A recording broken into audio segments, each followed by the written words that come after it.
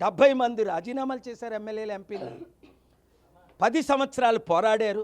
33,000 ఎకరాలు భూములు దానం చేశారు. 55,000 కోట్లు మేము ట్యాక్సులు కట్టాం. గవర్నమెంట్ మాకు ఇచ్చింది 5,000 కోట్లు మాత్రమే.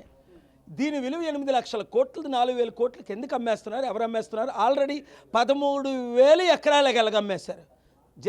జగన్మోహన్ రెడ్డి గారు గంగవరం పోర్టు 56,000 కోట్లది 620 కోట్లకే అదానికి అమ్మేశారు. చంద్రబాబు నాయుడు గారు అమ్మేశారు. రాజశేఖర రెడ్డి గారు అమ్మేశారు.